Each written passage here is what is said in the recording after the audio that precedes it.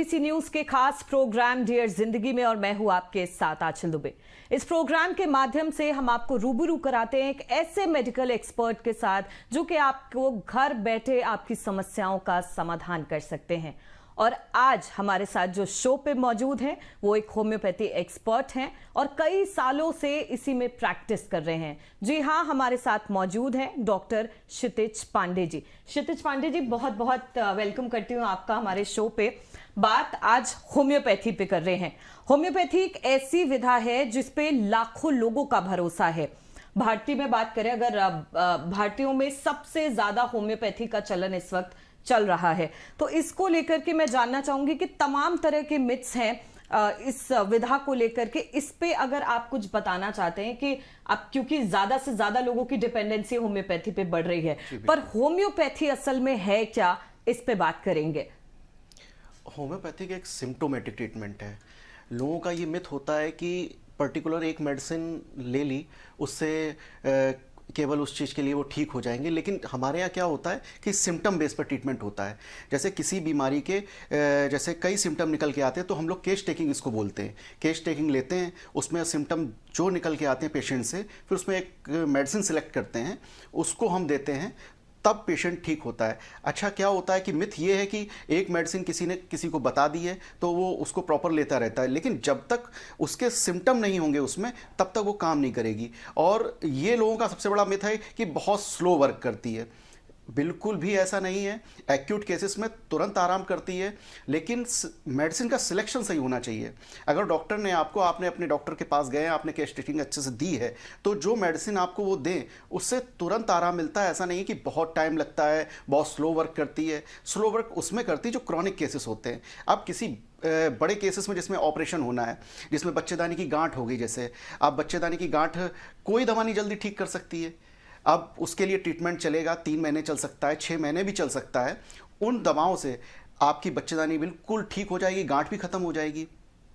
कभी कभी क्या होता है, फीमेल्स में हार्मोन डिसबैलेंस हो जाया करते हैं तो ओवेरियन सिस्ट बन जाती है। तो ओवेरियन सिस्ट क्या होता है, हार्मोन डिसबैलेंस से बनती है। उसमें भी केस टेकिंग, क्योंकि राइट लेफ्ट का दोनों का फर्क होता है, किसी को पेन हो रहा है, किसी को पेन नहीं हो रहा है। तो मैंने जो बताया ना, जो सिम्टम बेस पे जो ट्रीटमेंट होता है वो होम्योपैथी के लिए बहुत बेस्ट होता है। और लोगों का भरोसा भी उस पर होना चाहिए, थोड़ा एक ट्रस्ट के साथ उनको लेना चाहिए कि मेडिसिन मुझे फ़ायदा करेगी। किसी ने बताया है कि होम्योपैथी के कारगर होने के लिए या उनकी मेडिसिन आप पे असर करें, इसके लिए फेथ होना बहुत ज़रूरी है। तो इसमें कितनी सच्चाई है? क्या ये मेडिसिन जो है ये भरोसे पे भी काम करती हैं? इस पे क्या कहेंगे? देखिए, भरोसा ये थोड़ा उसमें चले जाएंगे। भरोसा तो होना ही चाहिए। अगर भरोसा नहीं है, हमने किसी पेशेंट को मेडिसिन दी, अगर उसको भरोसा ही नहीं है, लेकिन भरोसा दिलाना भी तो हमारा काम है। अगर हम उसको उसमें रिलीफ नहीं देंगे तब तक उसको भरोसा कैसे होगा? फिर उसका भरोसा ही ये है कि उसको केस पूरा ठीक होता है। और लोगों को इतना भरोसा है कि मतलब इतनी बड़े बड़े रोगों में वो सारी केस टेकिंग देकर पूरा ठीक होते हैं, उससे कई ऑपरेशन बचते हैं उससे। तो सर, होम्योपैथी, मान लीजिए कि आप लंबे वक्त से एलोपैथी का इलाज ले रहे हैं और आपको प्रॉब्लम में रिलीफ नहीं मिला है या प्रॉब्लम एग्रीवेट हो रही है, तो क्या सही टाइम कब है होम्योपैथी पे स्विच करने का? क्या कोई एक राइट टाइम है जिसपे आप हम बता सकते हैं कि अब हम होम्योपैथी पे स्विच कर सकते हैं? ऐसा कुछ नहीं है। अगर आपको स्टार्टिंग फेज में ही आपके कुछ सिम्टम आते हैं तो अपने डॉक्टर के पास, होम्योपैथ डॉक्टर के पास जाएं। अगर वो केस टेकिंग लेके आपको अच्छे से ट्रीटमेंट देता है तो डॉक्टर का काम है कि केस टेकिंग लेना, उनसे सिम्टम निकालना। पेशेंट को नहीं पता होता है कि हम क्या, वो तो अपनी लैंग्वेज में अपने सिम्टम देते ही हैं, लेकिन उन सिम्टम बेस पर अगर हम ट्रीटमेंट देते हैं तब वो क्योर होगा ना। लेकिन इसका कोई वो नहीं है कि हम कब ट्रीटमेंट स्टार्ट करें, ऐसा कुछ नहीं है। आप अगर वो जो रिपोर्ट्स बोलते हैं वो रिपोर्ट्स करवाएं। अगर कोई भी शिकायत होती है, जैसे फैटी लिवर हो गया, अब फैटी लिवर हो गया, ग्रेड 1 ग्रेड 2 होता चला जा रहा है, ट्रीटमेंट से एलोपैथिक से फ़ायदा नहीं मिल रहा है, आप होम्योपैथिक कंसल्ट करिए। हम कहते हैं आप फर्स्ट फेज में भी कंसल्ट करें जब आपको स्टार्टिंग में दिक्कत होती, क्योंकि क्या होता है, जब फैटी लिवर हो गया है तो आपको गैस्ट्रिक ट्रबल आएंगी, आपको सीने में एकदम गैस बनेगी, जो कि वापस जैसे आपने खाना खाया तो वापस लौटता भी है। ये एक तरीके का हर्निया होता है और ये कभी कभी जानलेवा भी होता है, क्योंकि डायफ्राम पे स्वेलिंग आ जाती है। तो डकारों के साथ खाने के कुछ पार्ट्स भी आ जाते हैं, तो इसको एक हर्निया होता है, ये बहुत ज़्यादा जानलेवा भी हो सकता है, लेकिन ये ना माने कि हाँ कि सभी लोगों को होने लगा जैसे मैंने बताया तो वो जानलेवा ही हो गया है, तो वो तो रिपोर्ट्स में क्लियर होगा। अच्छा, इसके साथ साथ गैस्ट्रिक ट्रबल रहेंगी तो कॉन्स्टिपेशन आ जाएगा, कोलाइटिस भी हो सकता है, आंव बनना, ये सब एक पार्ट है लिवर से रिलेटेड। फिर हमारे इंटेस्टाइन पे आ जाएंगे तो वो कब्ज होना स्टार्ट होगी, एक बार में मोशन ही नहीं हमारा क्लियर होता है, हम तरह तरह के चूर्ण खाने लगते हैं, तो उससे क्या होता है फिर आगे चल के पाइल्स, फिस्टुला, ये सब पूरी चैन है जो कि फिर धीरे धीरे होती जाएगी। अगर आप स्टार्टिंग से ही, हम कहते हैं चलो ठीक है आपने स्टार्टिंग में नहीं दिखा पाए, तो अगर आपको ये शिकायतें फिर भी आप कंसल्ट करिए तो थोड़ा समय दीजिए, थोड़ा पेशेंस रखिए, बिल्कुल कवर होगा, पूरा क्योर होता है। होम्योपैथिक बेस्ट ट्रीटमेंट है। होम्योपैथी जैसे आपने बताया बेस्ट ट्रीटमेंट है बट समय मांगती है, तो अगर कुछ ऐसी एक्यूट डिसीजेज होती हैं जिसके लिए आप वेट नहीं कर सकते या आपको लगता है कि समय कम है, क्या ऐसी डिजीजेज में होम्योपैथी को परस्यू करना ठीक है? बिल्कुल ठीक है, देना भी ठीक है।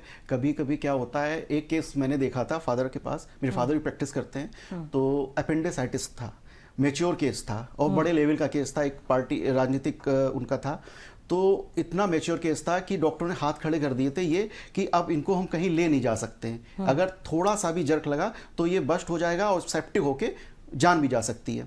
अब उसमें हमको पूरा पस उसको मतलब एब्जॉर्ब कर देना है ताकि वो बाहर नहीं आना चाहिए। अपेंडिसाइटिस जैसा केस जिसमें ऑपरेशन ही सभी मानते हैं ऑपरेशन ही हो सकता है, लेकिन उस ट्रीटमेंट से उनका पूरा अपेंडिक्स बच गई और एक ऑपरेशन बच गया। तो मेरा कहने का मतलब ये है कि स्टोन का पेन तो हम तुरंत बंद कर सकते हैं, लेकिन स्टोन तो निकलने में टाइम लेगा। ये कोई ट्रीटमेंट नहीं कर सकता कि हाँ ब्लैडर में फंसी है वो तो हम 24 घंटे में निकाल देंगे, 2 घंटे में निकल जाएगी, लेकिन उस स्टोन का पेन हम अभी बंद करेंगे, लेकिन स्टोन निकलने में टाइम लगेगा। ये नहीं है कि हाँ एक में जल्दी निकल गया तो दूसरे में भी जल्दी निकल जाएगा, ऐसा कुछ नहीं है उसमें। ठीक है, होम्योपैथी को लेकर के कहा जाता है कि या तो वो आप जब सिम्टम्स देखते हैं तो या तो उन सिम्टम्स को दवा देते वक्त आप दबा देते हैं या फिर आप पूरी तरह से बाहर निकालते हैं, तो आगे जाकर के फ्यूचर में कभी ये दोबारा रिलैप्स कर सकता है। तो इस पे आप क्या कहेंगे, इस पे होम्योपैथी कैसे काम करता है? देखिए, एक इसमें और बड़ा मिथ है कि होम्योपैथिक पहले बढ़ाती है। होम्योपैथी हमेशा स्किन डिजीज में पहले रोग बढ़ाती है, जो सप्रेस्ड हो जाते हैं। आपने बहुत सारा अदर ट्रीटमेंट ले चुके हैं, आपने बहुत सारे ऑइंटमेंट इस्तेमाल कर लिए हैं, तो वो स्किन लेयर्स में वो डीप हो गया है। अब हम जो ट्रीटमेंट स्किन में देते हैं तो उसमें पहले वो सिम्टम बाहर आते हैं, पहले वो दाने हैं या कुछ भी है, ईचिंग है, तो पहले थोड़ा सा एग्रावेट होगी तभी वो क्योर होगी। ऐसा केवल स्किन डिजीज में होता है, अदर ट्रीटमेंट में नहीं होता। अदर न किडनी के रोग में या लिवर, ऐसा किसी में नहीं होता, केवल स्किन डिजीज में एग्रावेशन होता है तभी क्योर होता है। और 100% सभी में एग्रावेशन नहीं होता है स्किन में, जिसमें सप्रेस्ड है उसमें स्किन एग्रावेशन थोड़ी देगी।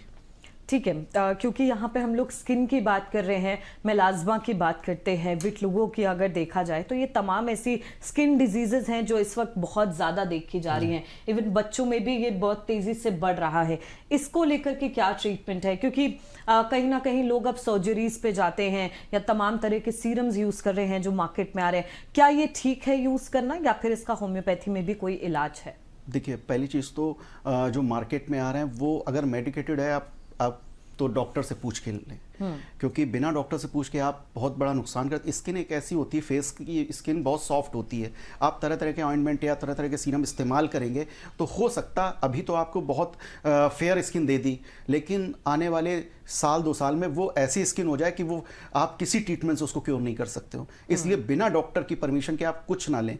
हाँ, मार्केट में जो आप जो क्रीम वगैरह इस्तेमाल करते हैं वो करें, लेकिन हाँ अगर आप कुछ प्रॉब्लम है, अब जैसे सफ़ेद दाग हो गया, विटलिगो हो गया, आपका ल्यूकोडर्मा जो केस होता है ये बिल्कुल क्योर होता है, लेकिन उसमें थोड़ा पेशेंस रख के उसमें दवा खानी होती है। डॉक्टर जैसे जैसे फॉलो करवा रहा है आप वैसे वैसे आप ट्रीटमेंट लीजिए, बिल्कुल क्योर होता है। किसी में समय लग सकता है, किसी में बहुत जल्दी ठीक हो जाता है, लेकिन ठीक हो जाता है। ऐसा कोई इशू नहीं जो ठीक नहीं होता है, लेकिन समय लग सकता है। अब समय इसलिए लग सकता है क्योंकि वो किसी में और उसका ट्रीटमेंट नहीं है। ठीक है, टाइमिंग को लेकर के भी आपने बात कही कि समय लग सकता है। इस पे आपसे अगला सवाल करती हूँ कि होम्योपैथी में हमेशा बोला जाता है कि आप अगर आपको 2-3 दवाएं बताई गई हैं तो आप थोड़े थोड़े अंतर पे लीजिए, थोड़े वक्त के अंतर पे, 15 मिनट के अंतर पे। तो ऐसा क्या, जबकि एलोपैथी में ऐसा कोई कॉन्सेप्ट नहीं है, आप 2 एक साथ ले सकते हैं, 3 एक साथ, उसके कोई साइड इफेक्ट्स नहीं है। पर क्या होम्योपैथी में अगर आप टाइम मार्जिन कम रखते हैं या टाइम फ्रेम कम रखते हैं तो इसके कोई साइड इफेक्ट्स देखने को मिल सकते हैं? देखिए, हमारी होम्योपैथिक में 2 चीज़ें हैं, डाइल्यूशन और मदर टिंचर। डाइल्यूशन जो है वो 630 और 200 1 ml, तो डोज के हिसाब से अगर डॉक्टर ने बताया कि इसका 1 डोज ही आपको केवल लेना है तो उस टाइम आपको लेना है। उसका ड्यूरेशन मदर टिंचर से अगर आपको बताया गया कि थोड़ा सा डिफरेंस रखिएगा, क्योंकि क्या होता है डाइल्यूशन मदर टिंचर में बहुत डिफरेंस होते हैं। अब उसको 20 ड्रॉप बताया गया, थोड़ा सा वेट करके उस टाइम डॉक्टर ने जो टाइमिंग बताई है आपको उस हिसाब से आप ले लीजिए, क्योंकि डाइल्यूशन और मदर टिंचर में थोड़ा डिफरेंस होना चाहिए। आप किसी डाइल्यूशन का जैसे 1 ml पावर है, हम रेगुलर नहीं दे सकते, हम 1 डोज दे रहे हैं, वीकली दे रहे हैं या पर डे हम 1 डोज दे रहे हैं, तो वो उस हिसाब से चलेगी। और उसके 20 मिनट बाद या 15 मिनट बाद आप मदर टिंचर की 20 बूंदें ले सकते हैं, जो भी ट्रीटमेंट है उसमें, तो वो कोई इशू नहीं आता है उसमें। होम्योपैथी में कई ऐसी मेडिसिन हैं जिस पे बात करते हैं और वो अल्कोहल पे बेस्ड हैं, तो क्या छोटे बच्चों के लिए होम्योपैथी सेफ है या फिर ये एडल्ट्स को ही परस्यू करनी चाहिए? नहीं, बिल्कुल सेफ है, और बच्चों को भी देते हैं। हमारे पास तो कई बच्चे आते हैं तो वो ट्रीटमेंट से ही उससे ही ठीक होते हैं। ऐसा नहीं है अल्कोहल बेस ये चल गया है कि उसमें सब अल्कोहल बेस पे होता है, ऐसा कुछ नहीं है। वो तो मॉलिक्यूल्स होते हैं उसमें। गोलियों में जाने के बाद जब हम लोग गोलियों में दवा डालते हैं डाइल्यूशन, तो कुछ टाइम के बाद वो आप देखते होंगे ड्राई हो जाती है, तो लोग सोचते हैं कि अरे दवा हमारी उड़ गई है। दवा नहीं उड़ गई, वो मॉलिक्यूल्स उसके अंदर चला गया है, वो सालों साल वही काम करेगा। जरूरी नहीं है कि वो ग्लोब्यूल्स जो हैं वो गीली ही बनी रहें तभी वो क्योर करेंगी, ऐसा नहीं है। उसमें मॉलिक्यूल्स पहुंच गया है, वो प्रॉपर वर्क करता है। बच्चों को हम लोग इसी हिसाब से देते हैं, पेपर पर रखकर थोड़ा सा उड़ जाता है तब ड्राई करके दे देते हैं। ठीक है, क्योंकि एक वक्त था जब होम्योपैथी को लोग मीठी गोलियों के नाम से जानते थे कि वो मीठी गोली ले लेंगे तो आपके जो दर्द हैं वो कम हो जाएंगे, तो वो कौन सी मेडिसिन होती हैं जिसको आप देते हैं? ये जो मैंने बताया ये डाइल्यूशन ही मीठी गोली वाली होती है, और हमारा जो ट्रीटमेंट है वो इसी से स्टार्ट होता है, और यही बेस्ट ट्रीटमेंट होता है। उसमें ग्लोब्यूल्स लोग समझते हैं कि अरे गोलियों में दवा, मीठी गोली से कोई फ़ायदा नहीं है, ऐसा नहीं है। डोज का फ़र्क बहुत बड़ा होता है, और क्योंकि मैंने बताया ना मॉलिक्यूल्स उसमें चले जाते हैं, तो प्रॉपर वो 5 गोली ही इतना काम कर देती हैं। आपका पेट दर्द हो रहा, अगर आपके सिलेक्शन मेडिसिन का सही हो गया है तो अगर वो 5 गोली आपका तुरंत पेन बंद कर सकती हैं। ठीक है डॉक्टर क्षितिज, लाइफस्टाइल आज की डेट में बहुत बड़ा प्रॉब्लम है लोगों के साथ। 9 to 5 वाले वर्किंग आवर्स हैं, कई लोग हैं जो 12-12 घंटे की भी शिफ्ट कर रहे हैं और एक्सरसाइज करने का टाइम नहीं है, अच्छा न्यूट्रिशन नहीं ले रहे हैं। उनको आजकल की डेट में स्ट्रेस का प्रॉब्लम रहता है, माइग्रेन का प्रॉब्लम रहता है या कॉन्स्टिपेशन का प्रॉब्लम बना हुआ है। ऐसे में होम्योपैथी कैसे कारगर हो सकता है इन लोगों के लाइफस्टाइल में? अगर कुछ चेंज करना चाहें या कुछ ऐसी मेडिसिन लेना चाहें तो उस पर अगर आप कुछ जानकारी दे सकें। देखिए, मेडिसिन तो हम तभी दे सकते हैं जब कोई शिकायत उनको हो, ठीक है। और रही बात लाइफ स्टाइल की, तो लाइफ स्टाइल तो सभी को अपना चेंज करना होगा, क्योंकि आपको 24 आवर्स तो मिले ही हैं, इससे ज़्यादा किसी को नहीं मिले हैं। तो मॉर्निंग में अगर आप थोड़ा सा अगर अपने लिए 40 मिनट 30 मिनट अगर देंगे तो आपके लिए, आप दवाओं पर डिपेंड नहीं रहेंगे। और आप जंक फूड पर ज़्यादा रहते हैं। हम लोग क्या करते हैं कि बाहर ठीक है कुछ लगी तो स्पाइसी हम लोगों ने कुछ खा लिया तो वो कॉन्स्टिपेशन, पाइल्स इस तरीके की हो जाती है। तो कोशिश करें फाइबर ज़्यादा लें, सलाद ज़्यादा लें। जब हम मौका पड़े तो हम लोग दाल, हरी सब्जी, मेन सब यही है। कभी कभार लेने में मना नहीं कर रहे हैं, आप लीजिए, लेकिन आप रेगुलर उसे डिपेंड रहते हैं तो आपका वेट गेन हो जाएगा, एकदम हार्मोन डिसबैलेंस हो जाएंगे, पीसीओडी, पीसीओएस हो सकता है आपको।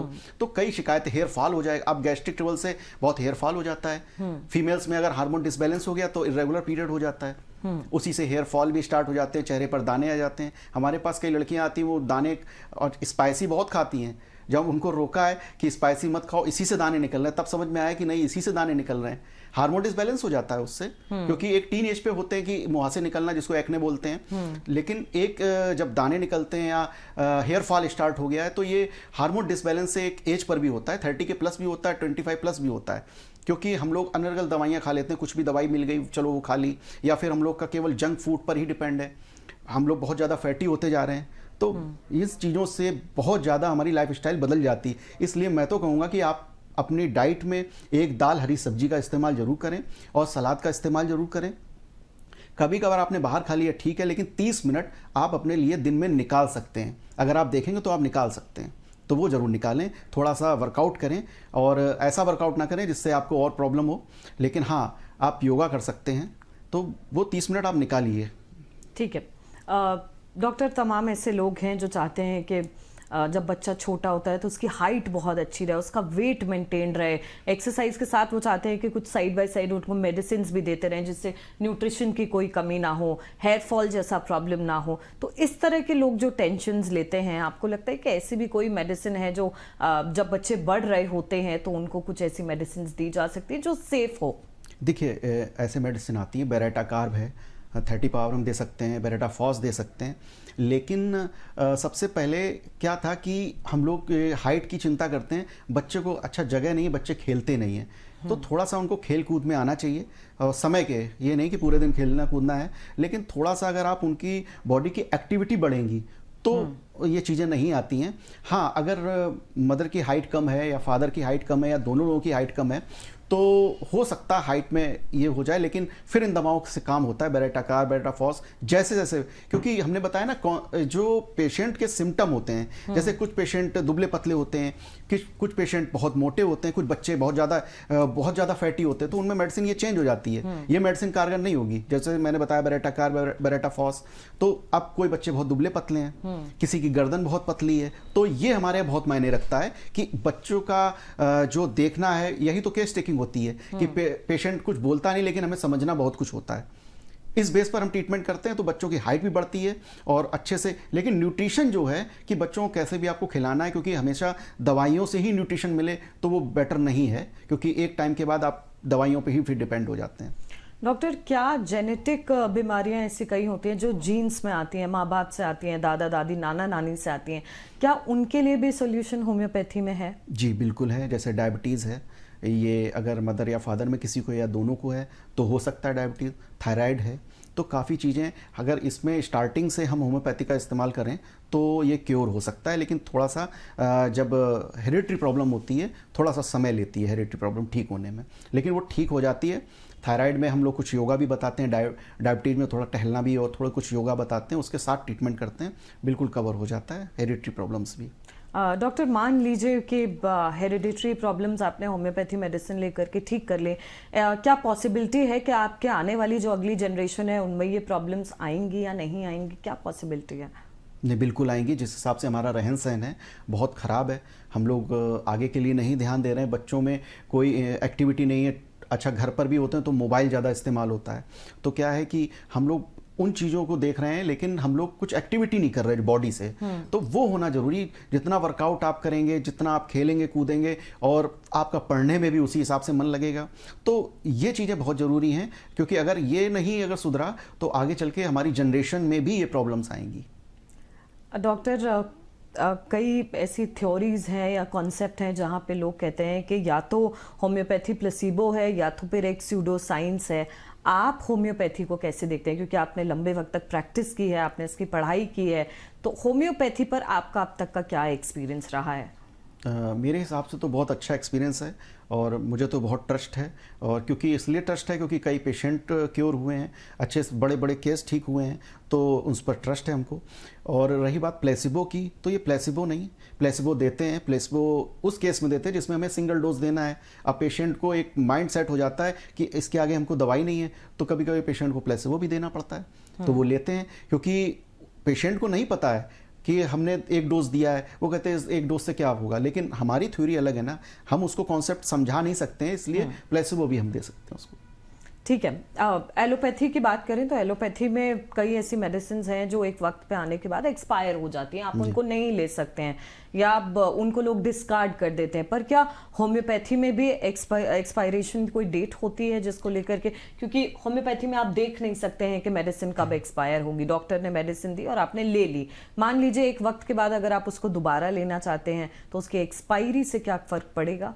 देखिए, उस डाइल्यूशन और मदर टिंचर कभी एक्सपायर नहीं होते हैं, क्योंकि अल्कोहल बेस होता है वो ट्रीटमेंट, ठीक है ना। तो ये जो प्रिपेयर होती है मेडिसिन वो अल्कोहल बेस पे होती है, इसलिए वो कभी एक्सपायर नहीं होती है। हाँ, कुछ जो हमारे यहाँ पेटेंट आते हैं, जो कंपनी अलग से पेटेंट सिरप वगैरह ये सब देती है, ये एक्सपायर हो सकते हैं, क्योंकि वो किस तरीके से मैन्युफैक्चरिंग है वो अलग चीज़ है। लेकिन मेन हमारी होम्योपैथी डाइल्यूशन और मदर टिंचर पर होती है, वो एक्सपायरी नहीं होती उसमें।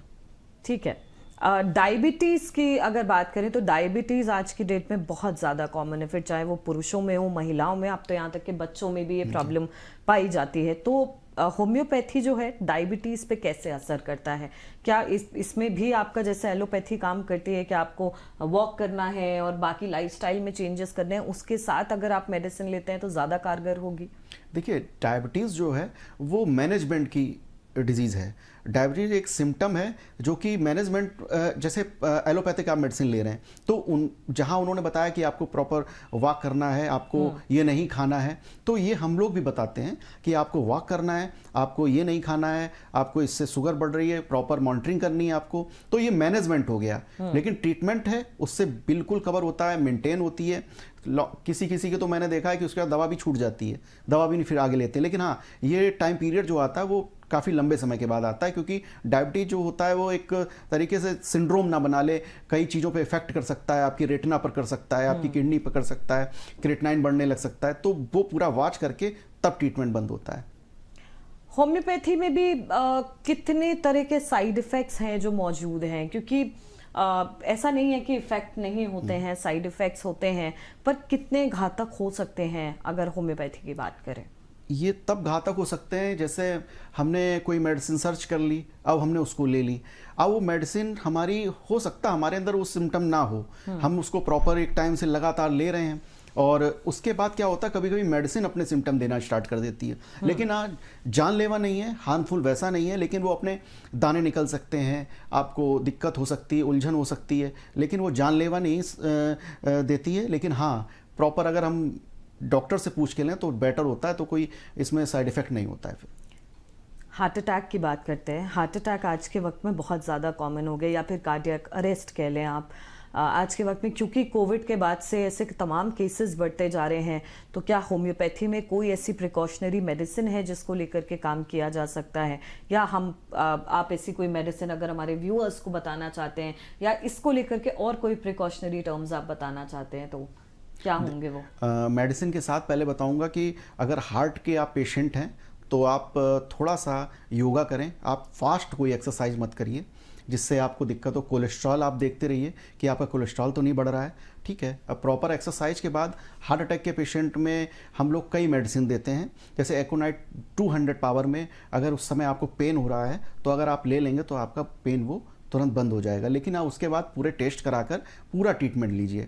एकोनाइट केवल उस समय के लिए आपको रिलीफ देगी, लेकिन अब यही वेट मत करिए कि हम एकोनाइट पर ही डिपेंड होकर उस समय, लेकिन आप पूरे अपने टेस्ट करवाइए, पूरा ट्रीटमेंट लीजिए उसमें। साइयाटिका एक ऐसा प्रॉब्लम है जो अब बुजुर्गों में बहुत ज़्यादा देखा जाता है, इवन यंगस्टर्स या एडल्ट्स में भी देखा जाता है। नस दबना, पैर में झुनझुनी होना, ये अब बहुत आम बात हो गई है। तो क्या साइयाटिका का कोई ट्रीटमेंट होम्योपैथी में मौजूद है? जी, सियाटिका का बहुत अच्छा ट्रीटमेंट है। मैंने बताया ना कि सारी डिजीज़ का ट्रीटमेंट है।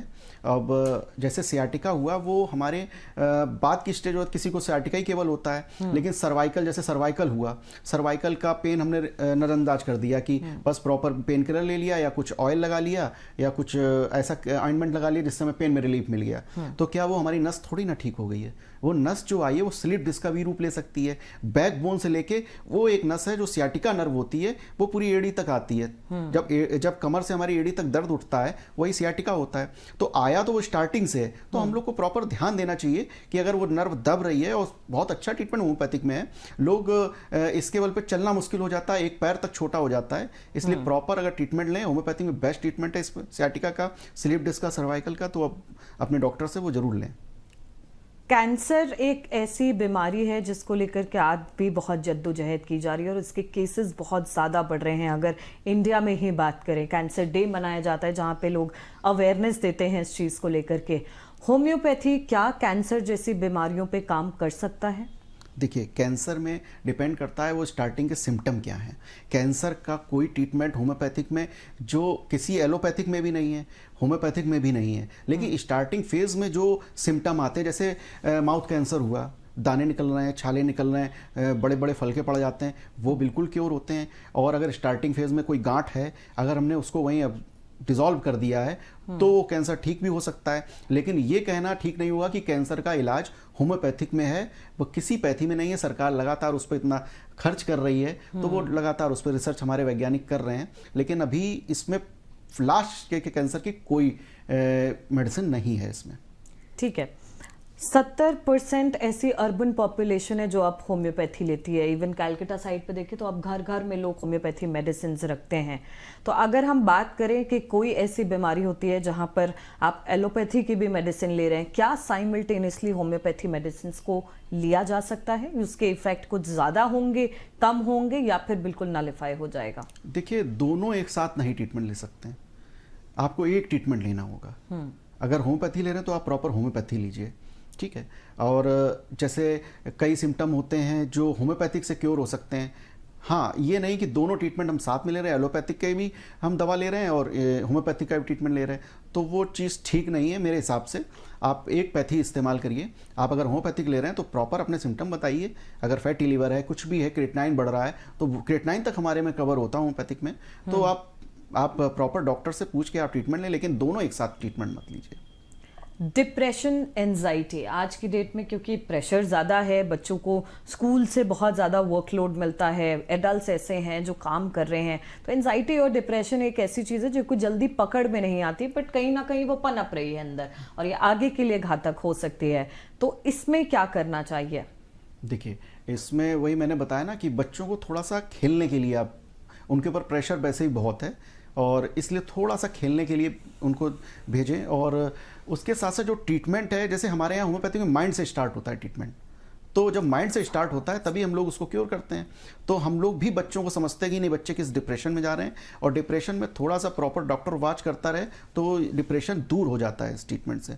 और इसमें कई मेडिसिन है, जिसमें अगर मैं मेडिसिन एक बता दूंगा तो लोग समझेंगे उसी से ठीक हो जाता है। नहीं, आप माइंड से स्टार्ट करेंगे। डॉक्टर, जो भी डॉक्टर के पास जाएंगे वो केस टेकिंग लेंगे, माइंड से स्टार्ट करेंगे तो बच्चों को समझेंगे, उनकी फीलिंग समझेंगे कि किस वजह से है। मेन रीज़न होना चाहिए कि किस वजह से डिप्रेशन आ रहा है, उसका ट्रीटमेंट मिल जाएगा उनको।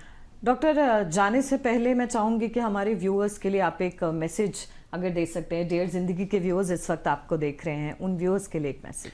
मैं सभी से ये कहना चाहूँगा कि आप ट्रस्ट करिए होम्योपैथिक पे और अपने डॉक्टर को पूरे सिम्टम बताएं, क्योंकि कहते हैं डॉक्टर और वकील से कुछ नहीं छुपाना चाहिए। तो डॉक्टर को पूरे सिम्टम बताएं, आप बिल्कुल क्योर होंगे।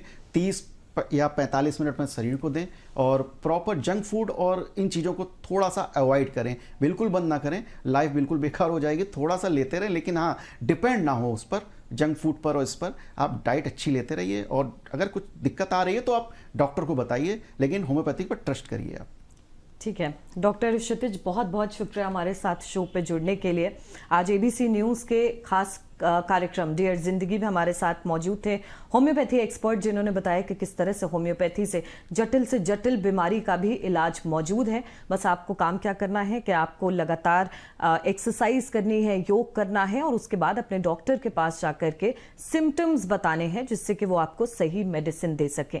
एक बार फिर होगी मुलाकात एक नए मेडिकल एक्सपर्ट के साथ। तब तक आप देखते रहिए डियर जिंदगी।